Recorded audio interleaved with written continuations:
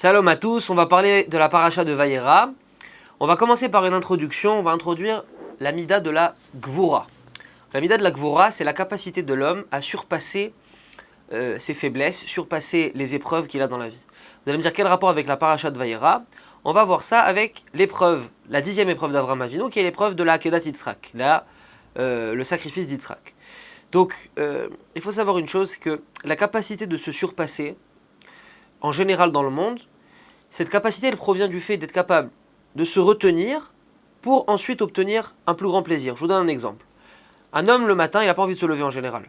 D'accord? Pourquoi il se lève? Il sait que s'il ne va pas se lever, d'accord, il va encore plus souffrir du manque que ça va lui engendrer que la souffrance que ça lui procure maintenant de devoir se lever du lit alors que le lit il est bien douillet. D'accord? Donc il va se lever pour pouvoir travailler, pour pouvoir gagner de l'argent et pour pouvoir subvenir à ses besoins et vivre et partir en vacances et vivre une vie normale. Donc il a surpassé son envie de rester dormir pour finalement avoir un autre confort de vie. Ça c'est la Gvura basique, d'accord? Dans Am Israël on parle d'une Gvura qui est d'une toute autre allure. Pour ça on va voir la Gvura d'Avraham Avinu. Il faut comprendre qu'Avraham, c'est un homme qui toute sa vie a attendu une seule chose, c'est d'avoir un enfant. D'accord? Cet enfant, il l'a eu seulement à l'âge de 99 ans, après une vie entière de prière et de supplication à Dieu pour qu'il lui donne cet enfant. Et après que Dieu lui ait donné cet enfant, alors qu'Avraham s'est battu toute sa vie contre l'idolâtrie, qui à l'époque était quoi? Était de sacrifier ses propres enfants, d'accord? Le pulchan du Baal, c'était de prendre son fils et de le sacrifier à une idole. Lui, toute sa vie s'est battu pour cette idolâtrie, contre cette idolâtrie-là. Et un jour, ce même Dieu qui lui a promis de lui donner une descendance par cet enfant toute sa vie, lui demande de prendre ce fils et de le sacrifier. Donc c'est pas seulement le sentiment d'un père envers son fils qui est bouleversé, mais c'est même tout un idéal spirituel, tout un idéal identitaire, tout l'avenir qu'avait entre les mains Avraham qui est remis en question. Et Avraham, qu'est-ce qu'il fait? On va voir dans les psukim. Vayihi achar hadevarim haele, vaElohim nissa et Avraham, vayomer elav Avraham, vayomer hineni.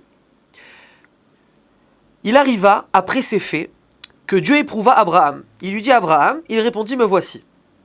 Pourquoi est-ce que le pasouk est introduit par il arriva après ces faits? On aurait très bien pu commencer par Va Elohim Nissa et Avraham. Et Dieu éprouva Avraham. Pourquoi introduire par une phrase qui est à peu près qui semble inutile de dire Vayi achar devarim haele? Le Rav Kook nous explique dans la Triya que Vayi achar devarim haele, il arriva après ces faits. Ça vient finalement poser une séparation dans l'histoire du monde.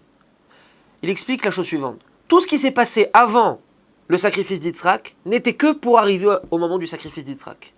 C'est-à-dire que cet événement, cette épreuve, c'est le centre de toute l'existence de tout l'univers. Donc on va comprendre que cette épreuve, elle n'est pas anodine. Il se passe quelque chose d'extraordinaire dans cette épreuve.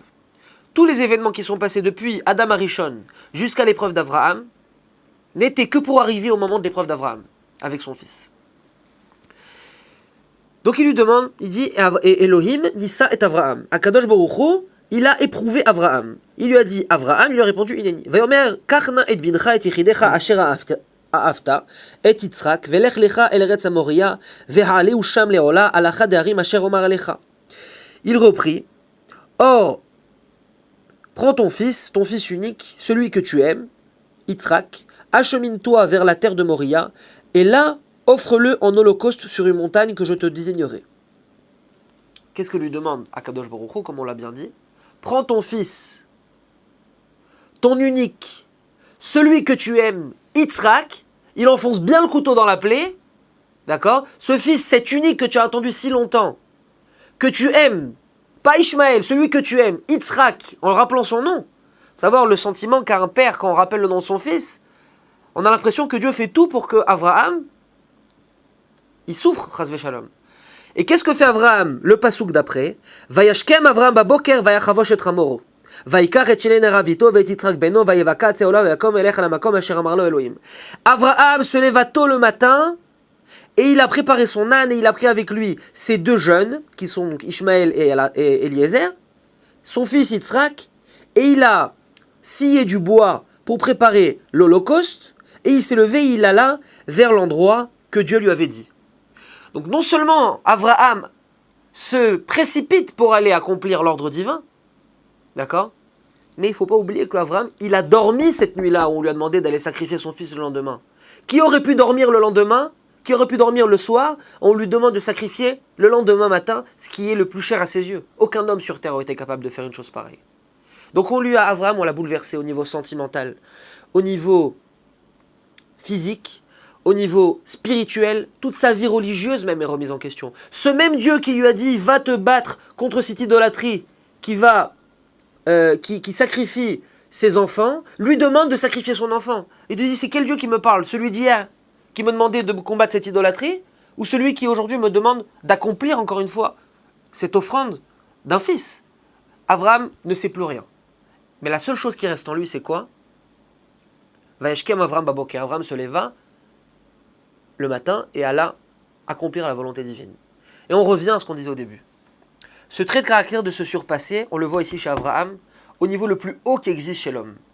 Il a surpassé ses sentiments, il a surpassé ses envies, il a même surpassé ses idéaux. La seule chose qui existe chez lui, c'est qu'est-ce que Dieu a dit, et ce que Dieu a dit, je le ferai. Sans aucun